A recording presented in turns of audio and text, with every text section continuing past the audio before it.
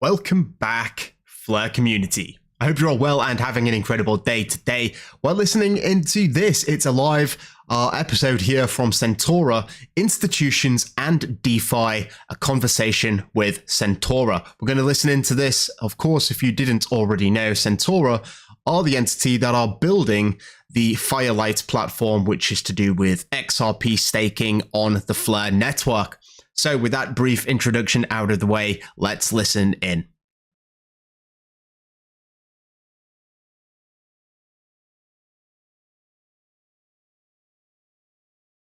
Give me a second here.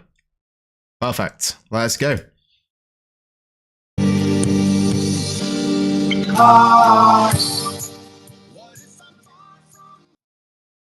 Okay, I am going to just mute that for a brief second because it does seem that they are playing the intro music.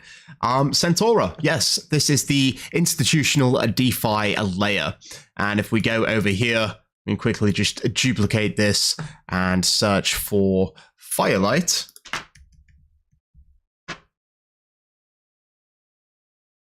Hey, what's up? Who's crypto? We got BDR in the house, Dustin, and J-Babe. When is all of this going to be usable? Well, that's the question on everyone's lips. The first thing for Firelight to launch, the requirements for that is for F assets to go live. We know that Hugo has said that the F assets audit is currently in progress. They're awaiting the results. They may have already received the results, and we're just waiting for an update there. One thing that is very important to note or to acknowledge is that Firelight, building this institutional grade platform on the Flare network, is going to be working closely with institutions such as Vivo Power, who have committed to deploying $100 million worth of XRP onto the Flare network. So that's in the form of XRP, and they're going to be utilizing that to generate a yield for their investors, right? So this is going to bring huge interest and really get the ball rolling. And we also have some news from Uphold as well, who will be doing something similar on behalf of their customers. Right, let's see what they're up to here. How's everyone doing on this fine Monday? XRP, no smart contracts, slower than XLM. Well, I think XRP is getting smart contracts pretty soon, through, obviously not natively, but through the Flare network and through the XRP EVM sidechain. And slower than XLM, it's pretty fast. Anyways, we're just starting here, so I'm going to sign off now and listen in. For an origin story and also to learn a little bit more about institutions and DeFi, a conversation with Sentora and the GOATed team. We've got Jesus with us today. Jesus, co-founder, CTO, CPO of Sentora HQ, former Into the Block. We've also got, I don't even know how to pronounce this. I want to say Sai Hero, but CEO and co-founder of Sentora, Trident, Coinbase, HSBC, Barclays, and UBS. Guys, you got some credentials for this space. This is going to be a fun one. Cannot wait to dive into the show today. Let's just get the mic straight over to these two. But before I do, listeners, likes, retweets, all that good stuff. It is a brand new show that we are bringing you today, and we want to make sure that as many people get in here as possible, as I'm sure they will in future weeks. Jesus, do you want to get the mic over to you first, and then we'll throw it over to Sai Hero too? Of course, yeah. Happy to be here, and thanks everybody for joining. Yeah, in terms of the Sentora, it's a company that came out of a merger between two platforms, Into the Block that I co-founded, and Trident Digital that Anthony is one of the co-founders. We felt that we were attacking the institutional DeFi problem from different angles. In the case of Into the Block, we were really focused on yield strategies and risk management. In the case of Trident, they were really focused on liquidity programs and stable coin programs. Anthony and I known each other for a long time. We can go through backgrounds in a second, but we have been working together for almost 4 years, and He's one of the deepest thinkers that I respect when it comes to institutional DeFi. So at some point, we found ourselves, arguing about the same problems over and over again. So we said, well, why don't we come together? And then we did just that. It's been a few weeks. We've raised 25 million, and from a group of marquee investors, and we have been growing very rapidly and launching new initiatives ever since. Um, in terms of background, just to set the stage, I'm a computer scientist by trade. Started my career at Microsoft, did a tenure at Wall Street, had a couple of exits as an entrepreneur, been in crypto since 2012, investing in AI and crypto for about 12 years, and I teach applied AI at Columbia, and and then into the blog we started in 2019, but with a sort of a vision on data and analytics, but very quickly sort of added this DeFi, institutional DeFi component that sort of became the biggest growth engine for the company. And along that road, I met Anthony when he was at Coinbase, and then had the opportunity to collaborate with him when he was at Trident. Look, absolutely love that. We're already diving headfirst. And also now I know Anthony, so great to have you on the show. Can't wait to get into the depths of, the arguments that you guys were having that made you come together and decide to tackle this all head on. But first, Anthony, I'd love to get the mic over to you and just introduce yourself to our amazing audience today. And also, give us a little bit about your background. Thanks, bud. Appreciate it. So my name's Anthony Martino, the said co-founder and CEO of Trident and now Sentora. I worked on Wall Street for over 20 years running macro trading desks between UBS, Barclays, and HSBC. I got the opportunity in late 2020 to join Coinbase to build a new desk that was primarily focused on trading DeFi and derivatives, so cash versus futures basis, which has been made famous by Athena. We did that all on the desk. And the idea there was to create structured products for Coinbase clients. We were fully funded by Coinbase, no institutional money, no client money. It was all off the balance sheet there. As Jesus mentioned, we became a client. We were running a significant amount of capital there. And once we saw into the block smart yields and how their smart contracts not only executed DeFi trades, but also risk managed them. And I think,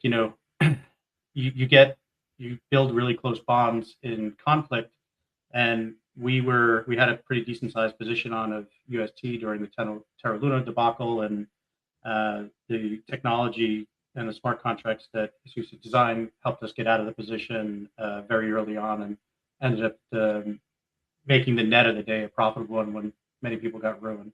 So we've known each other for a while. We've been clients. He helped us. He brought 3 of our 4 investors when we raised for Trident. So we've been close ever since, and we kind of needed it going through a merger. Mergers are not easy, especially in the crypto space. And I feel like we went in strong and came out stronger.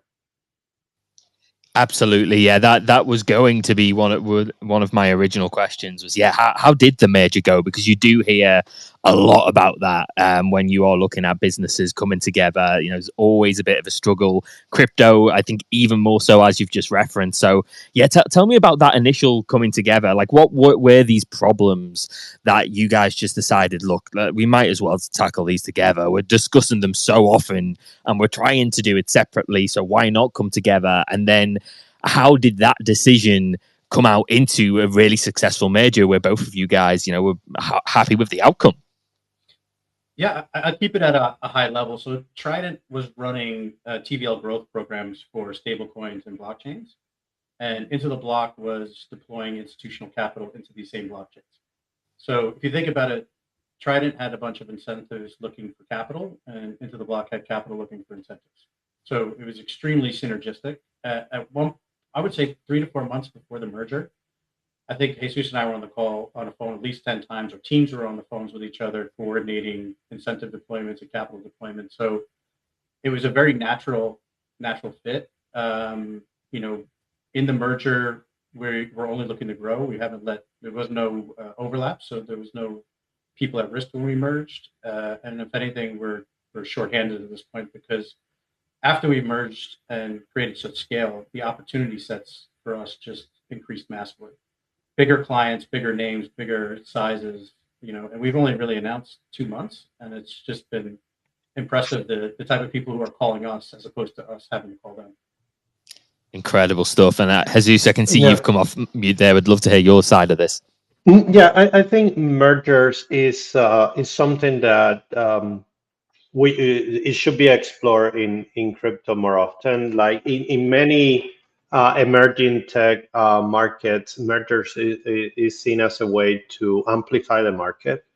And the way that we should think about DeFi is not between the different startups competing against each other, but it's more us versus other financial markets. So a dynamic that is really hard to quantify in a merger is that when you come together and you put egos aside, unified roadmap, and build a much bigger company, then you're playing for much bigger opportunities. And that is exactly what is happening here. So our objective coming together was to create a universal institutional DeFi multi-product offering that will allow us to go and deal with traditional finance institutions, much bigger institutions that as in independent companies, it was going to be very hard to get there.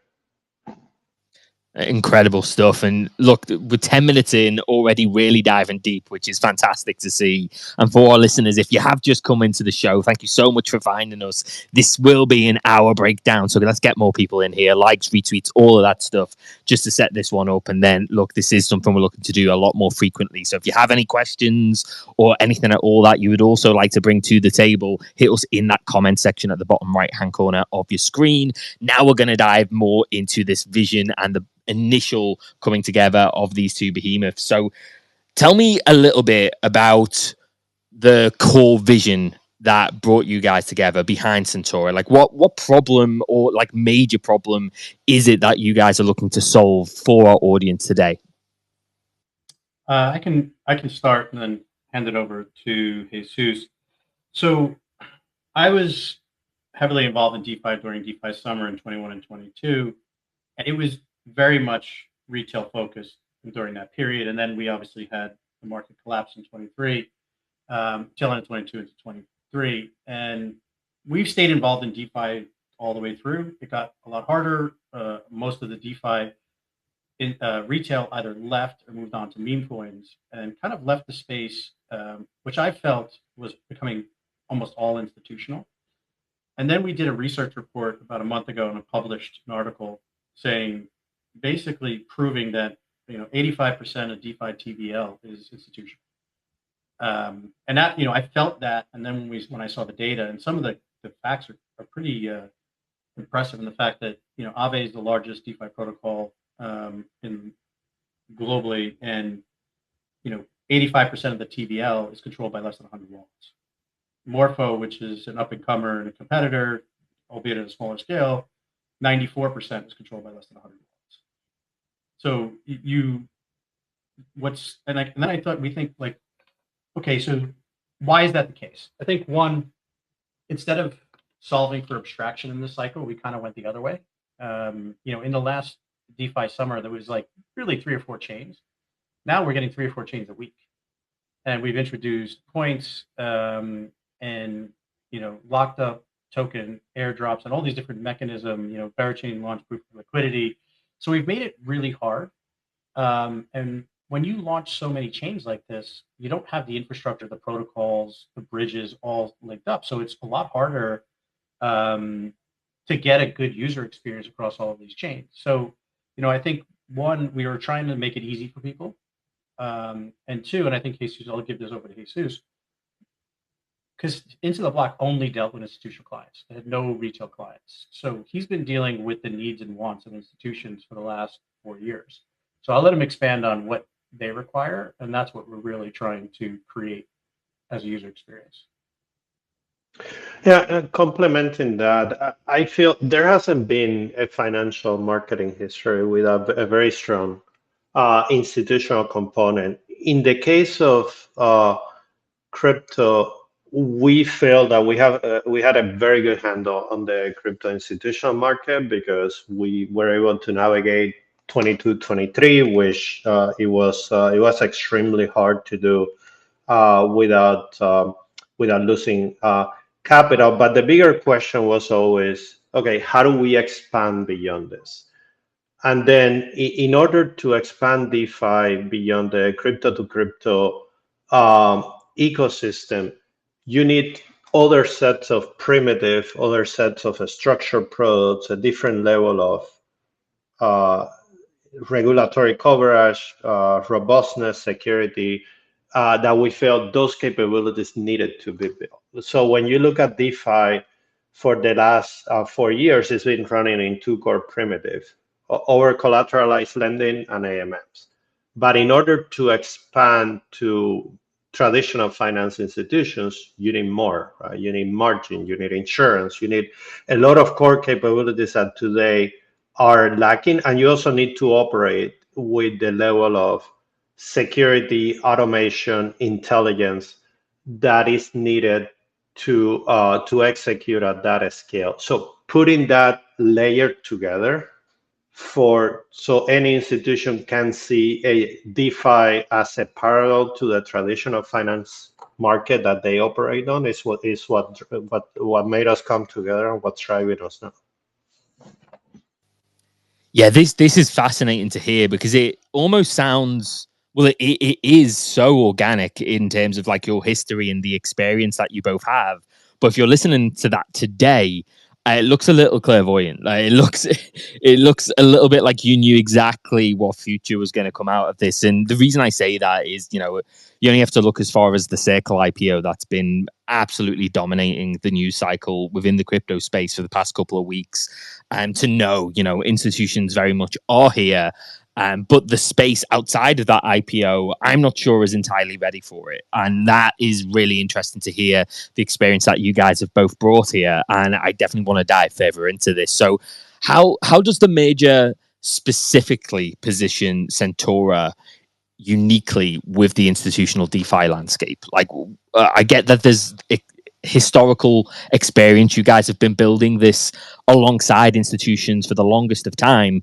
Is there anything else that you feel like really puts you at an advantage when it comes to dealing with these institutions and the overarching goal of Sentora? Sure. I'm sorry, I should. I'll stop throwing it to a specific name. So I think one of the clear metas right now, as you mentioned, with Circle, is stablecoins being the killer app of crypto. I think stablecoins eating payments. This is all something we've written about. We have two very large stablecoin clients. We deal with many of the larger stablecoin issuers in one way or another, and really leaning into that space, both for the issuers and for the blockchains to use them and to integrating them into payments, making them use as collateral, allowing them to be borrowed and lent is a huge innovation. I think the other big innovation, and I think the current state of RWAs is a little immature right now, but it's going in the right direction, where most retail buyers of stocks and bonds can't get any leverage on their positions. And if they could, the rates that the broker dealers charge them is astronomically high and painful. So, one of our views is that all collateral can eventually be tokenized and give anybody access to leverage or the ability to borrow against them. Whether it's tokenized bonds or tokenized stocks, we want to be at the forefront of making that happen. And then I think, and I'll let Jesus get into some of the more AI-driven and technology-driven outcomes.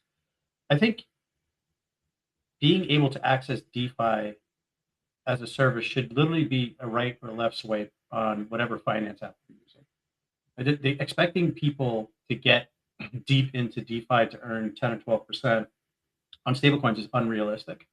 And I think, in this cycle, and I mention this all the time, we've created less degens in the last cycle. So if we really want to grow, we have to make it easy and safe for people. And that's kind of where we've positioned our firm. I'll let Jesus talk more about some of the grander visions.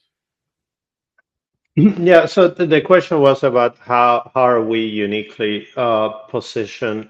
I think a lot of that has to do with a scale. Like I think DeFi to make it to the companies that make it to the next level on the institutional side, they have to play by certain scaling laws, and by that I mean if you haven't managed capital at a scale and managed risk fundamentally during very tough conditions like 22, 23, it's just really hard to develop pattern recognition and to keep moving into or convince institutions that they should trust your track record. So this is a type of problem that with certain scale it becomes easier, and I think we have the scale from both the capital side but also the platform side. We have over 300 strategies in production, over 1,000 risk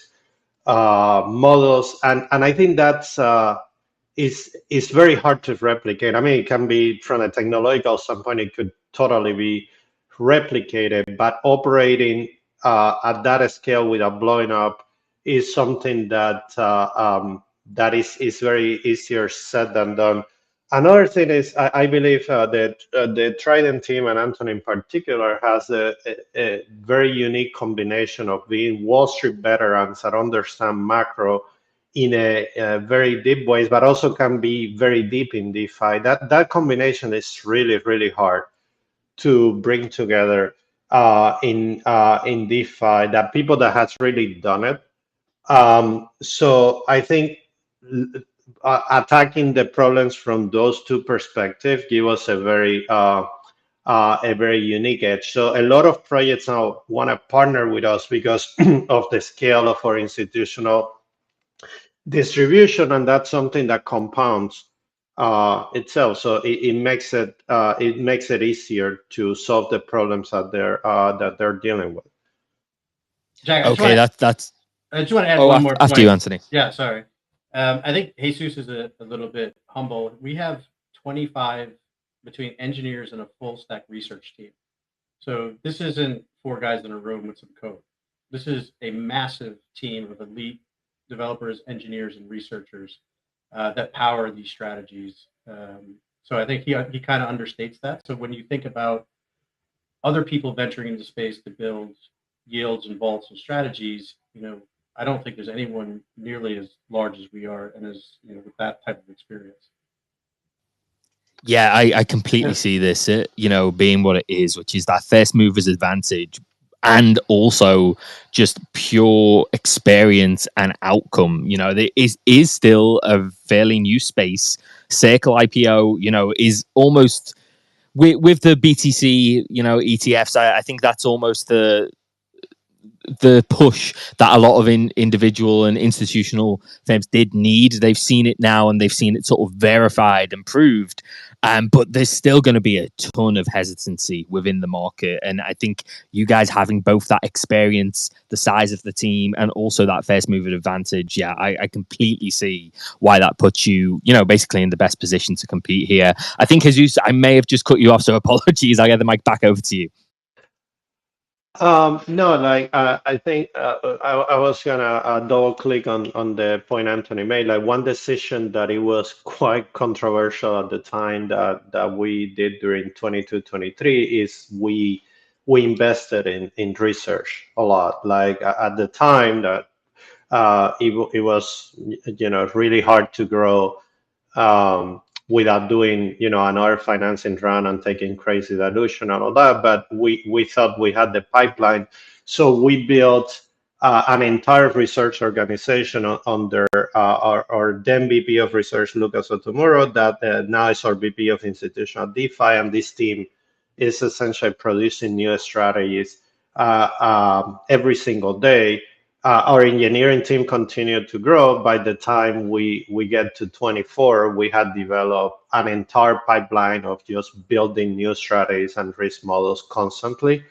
And that is just really hard to replicate. And these guys were able to do it in the middle of the most difficult market that this industry has ever seen. Let's talk about that. And Jesus, I'll throw this back over to you first, and then anything Anthony wants to follow. But let's talk about the strategies themselves. Like, how are they different from just deploying a regular strategy, especially in the crypto space, and especially when it comes to risk management as well, which I'm guessing you get a lot of questions out from like new institutions coming in here. Yeah, so if we go back to 21 DeFi summer, and I published a couple of papers about this. So yields were very easy to obtain because yields were mostly driven by incentives. So it was very easy to deploy into a pool and get 20% in a stables or whatever.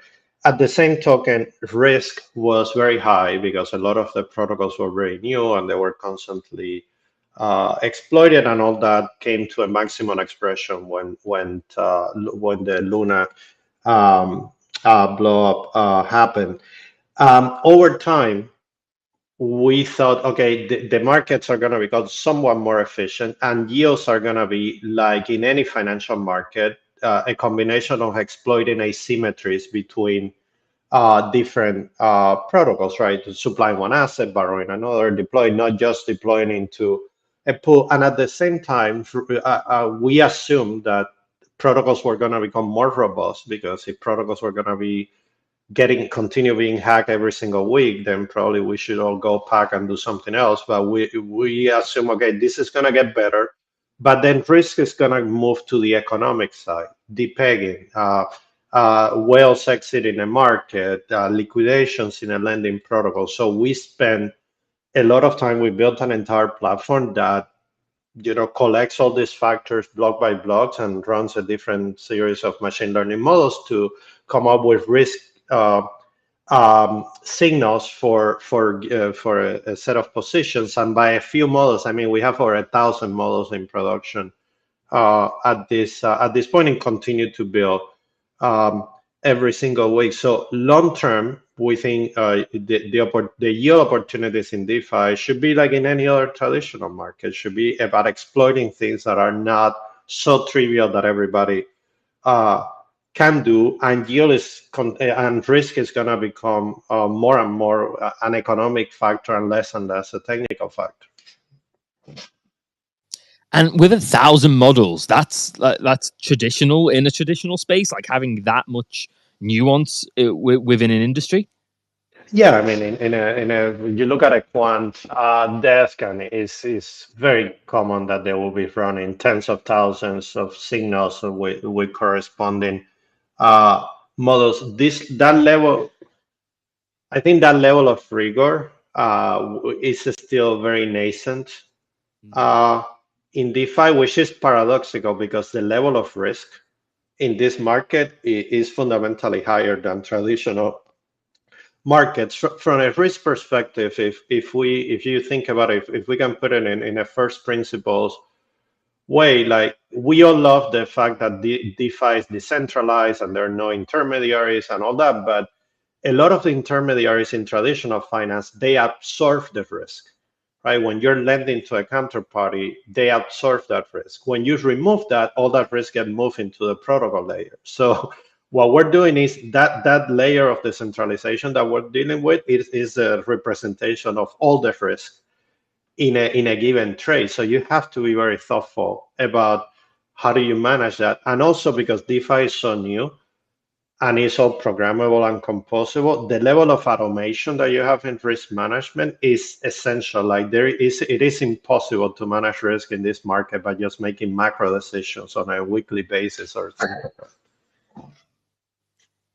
That makes a ton of sense. And yeah, having said that, with all the automation and intelligence that we have, and the insights of Anthony's team has got us out of trouble more than once. So you still get those unique views that a model missed.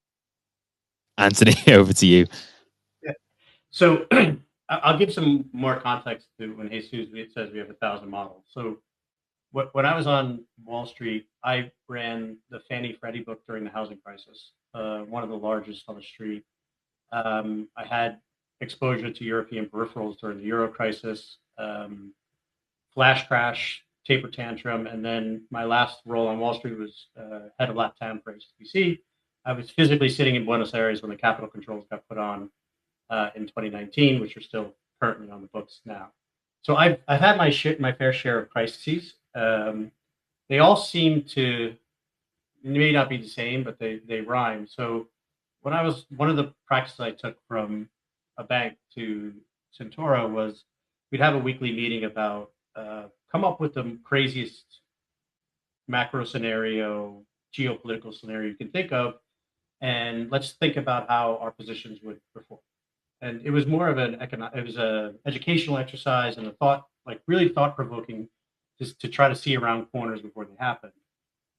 Every time we do this meeting, we brought this to Sentora, and Into the Block actually had been doing it prior to the Sentora merger. But every time we come up with these different ideas and scenarios, we run models. So, some people just talk about them, but we have the research team and engineering strength, we can run these simulations almost in real time and then if we find something that increases the risk profile of what we have, we look at ways of mitigating that. So it's actually pretty fun meeting. Maybe it sounds a little geeky, but it's a pretty fun meeting, especially when you live through COVID and global financial crashes. Like some of these things, some of the stories don't even match reality. So plenty of experience doing that. Absolutely. And look, I've just been going through the comments as well to see if any questions have popped up so far from the audience. Does look like the audio, it's absolutely fine from my end, but for our listeners is a little bit quiet. So if you guys can get closer to the mic or even higher the mic volume up, depending on what sort of setup you have, that would be fantastic. But just a heads up there. Really, really interesting takes though. And yeah, I think going through those sort of, we say it a lot in this space, but black swans in crypto and sort of just like since crypto has really been around, just so regular at this point. I think we need a new terminology for them, honestly. It's more like a black car in terms of rarity. It's just constant, and I don't think that's going to change. But having been able to experience so much of that and been in that world for so long, I think that's just honestly experience that you can't buy, and that's really, really important for this space. Jesus, I'll go over to you first here, and then again to Anthony, if we can try and speak closer to the mics if possible. From your perspective, you hinted at it earlier in terms of like how many models people in this institutional DeFi already have. What's the current state of institutional DeFi in your opinion outside of Sentora? I think obviously in crypto is very well established. A lot of the largest institutions in crypto are becoming pro DeFi. I think the current U.S. administration is have signaled to be DeFi friendly, to say the least. When it comes to traditional, so I think that's gonna continue growing. The adoption within crypto. What is a more interesting problem to solve for us is the adoption within traditional finance. And I believe for that to happen, we need to get to a different level of robustness and security and automation and structured products that abstract the complexity of the first order primitive that we have today with lending and AMMs and frankly even our strategies, right? Like we need simpler, more robust experience that resemble what is the type of trades that you can do in traditional finance, but can also be adapted to the traditional finance distribution channels, so it doesn't require these levels of friction points and convoluted user experience and dealing with concepts that are totally foreign to the investors. So to me, that is the biggest unlock. I use this phrase that I use in an article in CoinDesk, that DeFi needs sort of a middle moment. Like I'm a big fan of Securitize, and I think what they did after navigating very tough markets for 6-7 years, what they did with BlackRock Beetle, beyond the financial success, I think what it did, it legitimized that digital securities space. So it put a stamp of, hey, this big institution is embracing this trend. I believe DeFi needs something like that. What that's gonna be, we have some ideas that we're exploring, and it's like a white whale hunting for us, but it's something that we're spending time every week trying to solve. I can imagine, and yeah, I'd love to pick your brains a little bit on exactly what you are looking at there, but I'm not sure how how deep you could actually go with that. If the whole idea is to front run how the market reacts to that in the long term. Jesus, if you do want to come back in on that, I'll throw the mic back to you, and then I have a question for Anthony on stables, which definitely are seeing their day right now. I think in the opportunities with bigger traditional finance, Anthony is more equipped to expand on those, as he spends a lot of his time with some of his former colleagues and on traditional finance, trying to package a lot of our DeFi offerings in a way that doesn't scare them to death. Yeah, Anthony, how are you finding that task? That doesn't sound easy. I think it's progressed for sure. People are becoming more aware, especially with the introduction of ETFs. A lot of these banking colleagues of mine are now offering trading of ETFs on exchanges. They're looking, JP Morgan announced they're going to offer some financing now on Bitcoin ETFs. So the Wall Street is begrudgingly getting pushed into this space.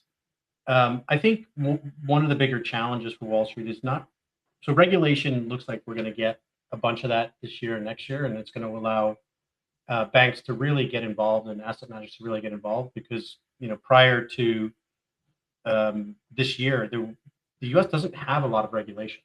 Gary Gensler, the way he ran the SEC, basically was regulation through enforcement, because there was no regulation. And when we set up Trident and set up Sentora, we were very cognizant that in the U.S., there's a lot of activities that are safe and fine most other places in the world, but because there is no regulation, you can't engage in that activity in the United States. So the new administration and the new focus, bipartisan focus on crypto, is making these banks realize that, hey, we need to start getting involved here because we're actually behind. And I think if I want to segue, if this is cool with you, I can explain the price action on Circle, at least my view. And I wrote a couple of tweets about this. So as we're speaking right now, I'm going to snap this moment in time. I'm just looking at my Bloomberg. Circle, I believe, now has the same market cap as PayPal. It's very close, 57 billion. If you remember, the valuation of Circle at the IPO was 7.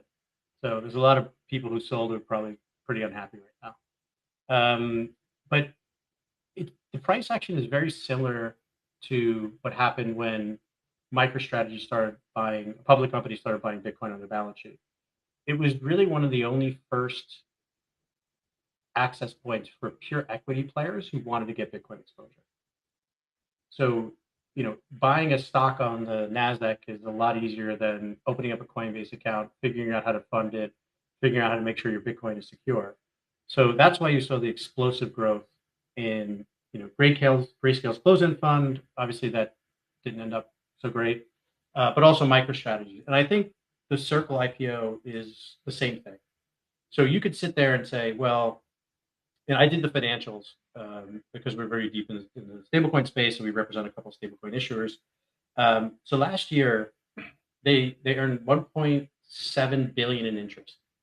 They paid $1 billion away to partners, primarily to Coinbase. Their after operating costs, their net profit was $156 million, but their market cap is 55 billion. So there is no fundamental analysis you can do here. Let's take it the other way. Let's take it from a VC angle. At $55 billion, and literally the only way to bet on the stablecoin meta for everybody else, because you don't bet on the Circle meta by buying USDC, right? It's a pegged dollar stablecoin, it doesn't go anywhere.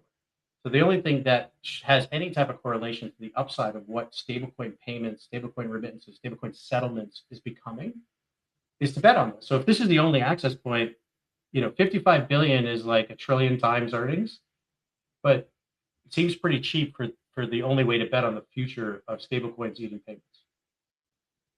I'll stop there.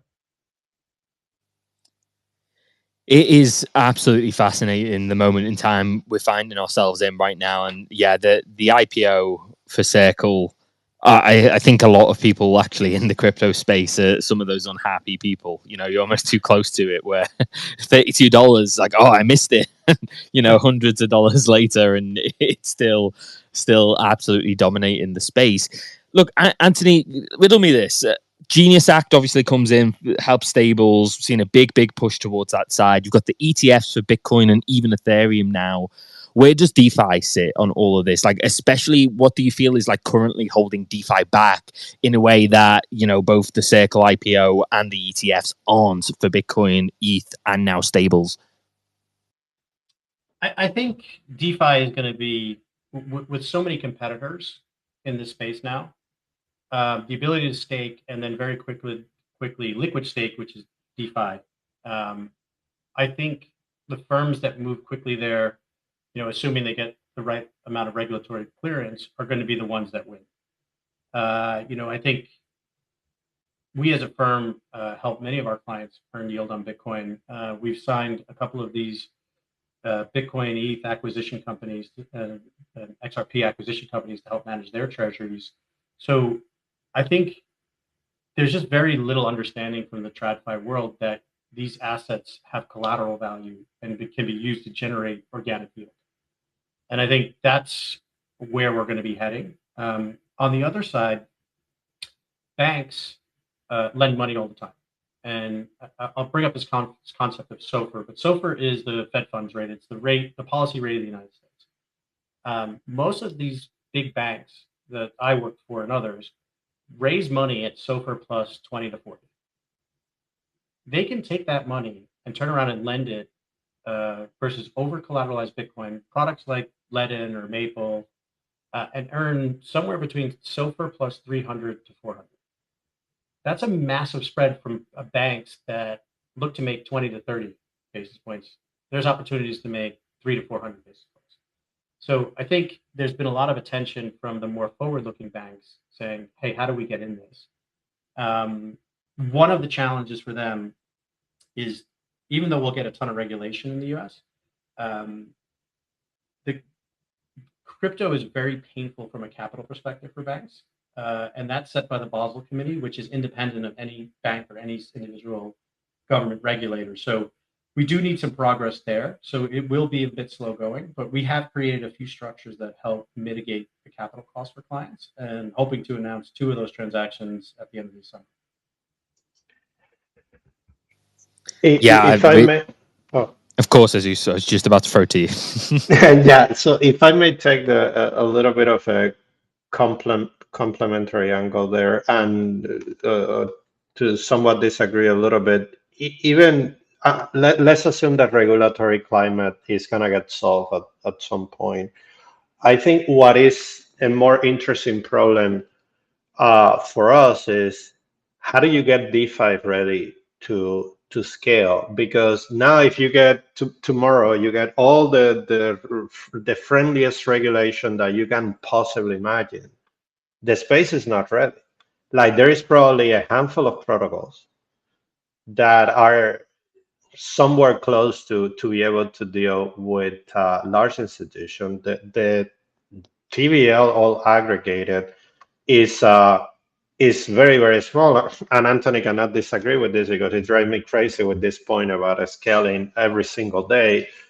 And then the level of structured products that you need. I mean, you can make a somewhat credible argument that the only segment of DeFi that might be some quasi-ready is lending with a couple of protocols, because I don't think AMMs are at that level yet. So the level of structuring products, security, risk management, things that we're missing in this market, like margin at a scale, insurance, things like that. All those problems need to be solved from a technology standpoint to even have a chance.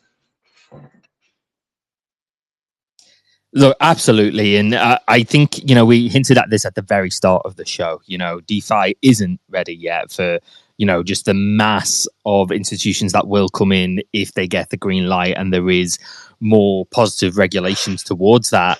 Are there any specific developments right now that you find particularly compelling in actually bridging that gap a little bit? And I heard AI referenced earlier on by Anthony. Would love to know if that is part of how that gap gets bridged, in your opinion. So 2 points there. In terms of projects making significant efforts on that end road, I think teams like Aave are thinking about it very deeply. I think Aave before it sort of addresses a lot of the, let's call it, constraints of B3 in order to scale, particularly cross-chain liquidity for institutions. And we're working very closely with that team on a number of ideas. Their Estonian team definitely spent a lot of cycles thinking about how to unlock the space for institutions. I think the Lido team is also going to make some inroads with B3 on that. A team that doesn't get a lot of credit for institutional work that we like a lot are the guys at InterFi, probably because they attack it from a different angle. They launched Cash recently, that is a stable, a debit card that has that interacts with DeFi behind the scenes, and I think that's a very clever way. And like those, you have a few. Obviously, Maple does some work in the space, and we feel that we're contributing quite a bit to push that agenda. And in terms of the primitive that I mentioned, there are a few that we're working on, and we're gonna bring to market. That in terms of attracting way more TVL to DeFi from different sources, and try to solve some of these issues that we think are major unlocks for institutions. I don't know, Anthony, if you want to expand on that. Yeah, so I don't know if Jesus mentioned it in his bio, but he's been involved in AI for over 10 years. He's incubated 3 AI companies. So he was heavily into AI before AI was cool. And he's the real deal when it comes to that. So that kind of motivated me to play around on virtuals and create my own AI agent. So I created a token called Voice of the Gods, $ADM. And it was really what I wanted to do is take all this institutional knowledge that we have, write a bunch of content on X, and then have the agent kind of take over and really just help retail with this bifurcation and fragmentation problem of DeFi. And it's been a pretty tremendous learning experience for me. And I work with Jesus, who's the expert in AI development and agents that we're going to build throughout of Sentora. And it's just been a great learning experience for me to get involved in this and how we can use AI agents specifically to help retail users move up the curve. I just love the fact that all my AI knowledge translated into a meme coin, but I'll take it.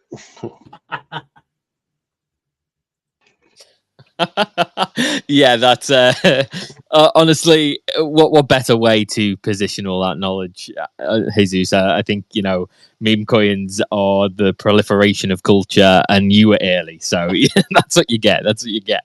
But look, guys, this has been fascinating, and I think we are definitely going to have a subject focus on AI very soon in terms of that impact to DeFi. We've got tons to go through on the stable side and Anthony's background as well. So one thing I do know is these shows are only going to get more interesting, especially with some thought leaders from other industries and also from the DeFi space too.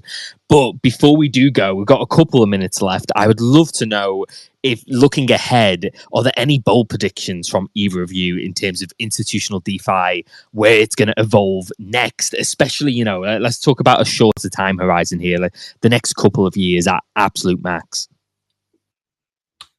I can start. I think in the next couple of years, we will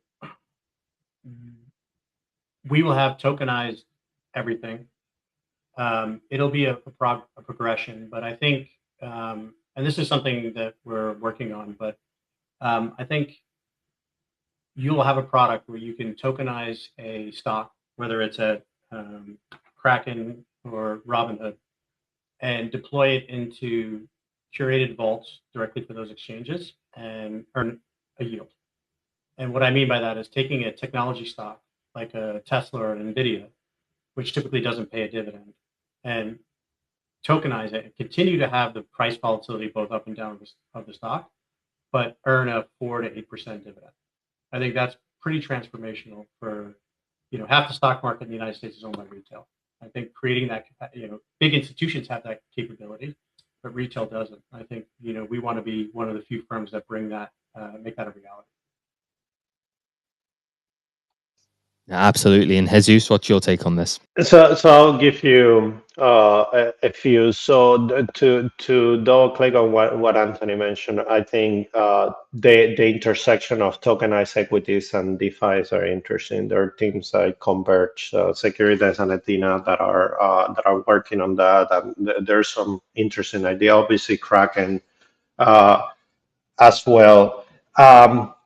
In terms of predictions, I think 2 years. So prediction number 2, we get my Beadle moment here. So we have a large institution embracing DeFi at a decent traditional finance institution embracing DeFi at a scale. I also think that we expand DeFi from AMMs and lending into other things, and you might see an announcement from us in the next 3 to 5 weeks in this area. There is a specific area that we have spent a lot of time working on that we think is super important that it deserves to exist, whether that's with us or with another team. And then just to mention the AI angle. So AI is transforming every industry, particularly in software. Like the majority of the software in the world, as we know it, is being written with AI as a first-class citizen. And DeFi is programmable by default, but it's programmable but not very smart. So I think in 2 years at the speed that we're going is inconceivable that we're not going to have DeFi protocols that use AI at its core, the intelligent AMMs or intelligent lending protocols. I think this is just going to happen because it's happening in every sector of software. What in the case of crypto, I think there's some major technical roadblocks to unlock there to use AI natively in smart contracts and things like that. But beyond that, I think it's going to happen. And we're going to move into a world in which the DeFi primitive that you're dealing with have intelligence as a core and not as an added layer like us on top of it. Look, really, really excited to jump into a lot of this more on our shows. And I know we've got the next one coming up on the 9th of July. So people, please do follow the main account, follow Jesus and C Hero, also Anthony on the stage right now. Big shout out to everything that you guys are doing. Are there any updates, any milestones or anything coming up very soon that you'd like our audience to take away with them before we do close out the show? Sure, I can give you one we announced last week. So we worked with CoinDesk Indices and Aave to build the first US dollar index for USDC and USDT. So basically, we've just created SOFR or Fed funds for DeFi. And over the coming months, you'll start to see announcements about exchanges and market makers that we've partnered with that will launch these futures contracts. So let me say it very simply. Right now, if you go onto Aave, you put down Bitcoin and ETH, you borrow USDC or USDT, you pay a floating rate. That rate could be 4%. That rate can, like this weekend, shoot up over 8%. When this contract goes live, you'll be able to borrow on Aave and for only 2% of your position, be able to lock that in for 1 to 3 months. So all of these looping trades that people like to do with PTs, where the rate they're receiving is fixed, they can now use these futures contracts to hedge to make sure that the rate they're borrowing at is also fixed. So I think that's a big innovation that we were happy to help bring to the market. So in about 3 weeks, you're gonna see, and we're gonna be unveiling a project called Firelight that already has. You can find it on Twitter. That is a fundamental unlock. People have been talking about it. That is a fundamental unlock for DeFi. So you can just go follow Firelight, the Twitter account. Now, our VP of marketing might kill me after this, but you should track it. It's gonna be very exciting.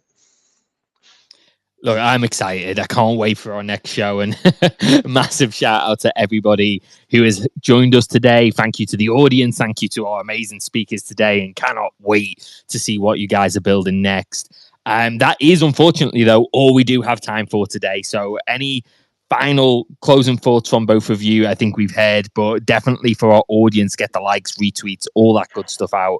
They can still listen back. The whole show's recorded, and do make sure you're following the main accounts. I think that is the alpha that Jesus has just left us with. Guys, any final things, or I think we're done? All good. Thank you, Jack, for doing this. Really appreciate it. Okay. Of course. Yeah, no, it was a pleasure. It was really, really interesting, guys. Really appreciate it. Thank you. Right, okay. Well, guys, thank you so much for tuning in. Thank you to all of the audience, all of our speakers. I'm going to play this one out now. Well, there we go, guys. That was the video. Oh, that was the stream. Hope you heard someone's mention Firelight at the very end. It seems like they're obviously trying to drum up some attention prior to it going live, which should be hopefully soon. But of course, they are reliant on the F asset protocol going live. But that was it. I thought it was quite a riveting conversation. I enjoyed it. And again, we did get a little bit of a heads up that things are working in the background. And I guess that's it for today then. I do appreciate you all watching. Feel free to like and subscribe. Do have yourself an incredible week ahead. And until next time,